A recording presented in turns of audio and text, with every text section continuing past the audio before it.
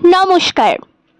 টকটকের আরও একটি নতুন ভৌতিক গল্পে সকলকে স্বাগতম। আপনাদের সঙ্গে আমি মৌমিতা।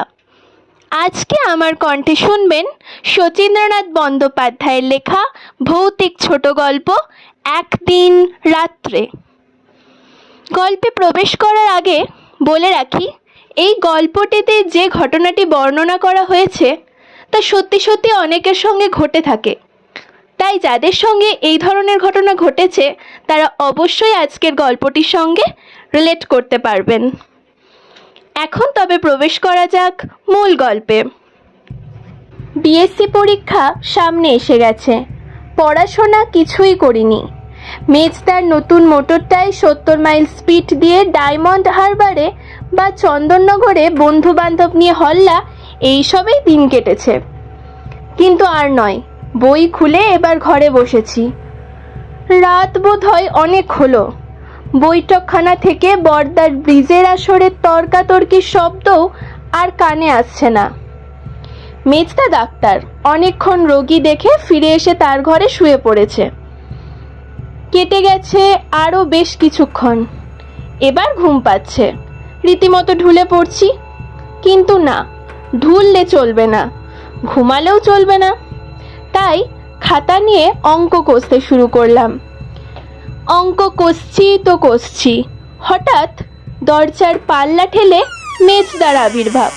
বললেন, ওরে একটু আমার সঙ্গে চল তো, ড্রাইভার বাড়ি চলে গেছে, এদিকে কলও এসে গেছে জরুরি, না গেলেও নয়। যত জ্বালাতন এই রাত্রে, ডাক্তারি করা কি যে ঝকমারি। বড় ভারী খেয়েই মেজদা, এখনো বেশ সমীহ করেই চলতে হয়। বর্দা হলে না হয় আপত্তির শুনশুনানি তুলতাম, কিন্তু মেজদা, ওরে বাবারে, তবেই সর্বনাশ। নিরুত্তরে চললাম মেজদার সঙ্গে। গাড়ি বের করলাম গ্যারেজ থেকে। মেজদা এসে পাশে বসলেন, আর পেছনে বসলো একটি মধ্যবয়স্ক গেঁয়ো লোক। এই লোকটাই বুঝি ডাকতে এসেছিল মেজদাকে। এই বোকা বোকা ভালো মানুষ গোছের মানুষটার মুখের দিকে তাকিয়ে যা চটলাম ওর ওপর, তা বলার নয়। বেটা এত রাত্রে এসেছে ডাক্তার ডাকতে, না হয় অন্য ডাক্তারই ডাকতো। না, তা নয়, সেই মেজদাকেই চাই। শহর জুড়ে আর কোনো ডাক্তার ছিল না। নির্জন রাস্তায় রেগে মেগে দিলাম গাড়ির স্পিড বাড়িয়ে যত পারি।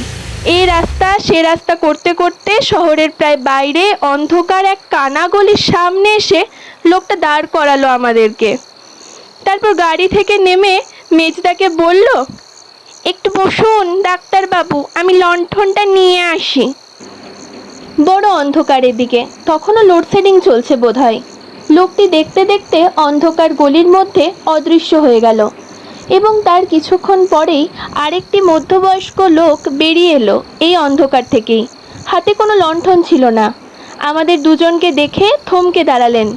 বললেন, ডাক্তারবাবু বুঝি? মেজদা মাথা নাড়িয়ে জানিয়ে দিলেন, হ্যাঁ আমি ডাক্তার। লোকটি বললেন, আর দেখে কি করবেন বাবু, রোগী ওদিকে হয়ে গেছে। বলেই আর দাঁড়ালেন না, গাড়ির পাশ কাটিয়ে চলে গেলেন কোন দিকে।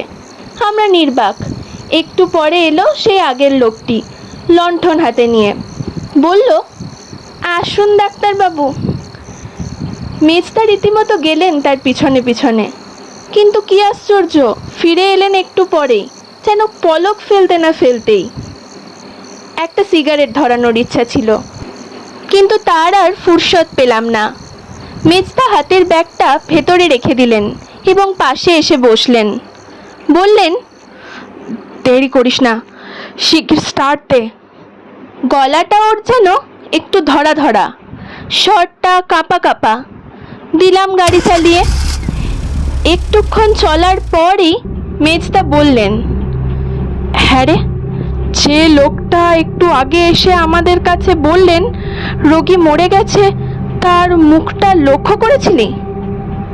হ্যাঁ, ন্যাড়া মাথা, কালো পানা মুখ, চোখ দুটো, সেই লোকটাই রোগী। গিয়ে দেখি বিছানায় মরে কাঠ হয়ে পড়ে আছে। কথাটা বলেই মেজদা আমার দিকে একটু ঘন হয়ে সরে বসলেন। এতক্ষণ শুনছিলেন একদিন রাত্রে। কলমে শচীন্দ্রনাথ বন্দ্যোপাধ্যায়, কণ্ঠে আমি মৌমিতা। গল্পটি কেমন লাগলো অবশ্যই কমেন্ট করে জানাবেন।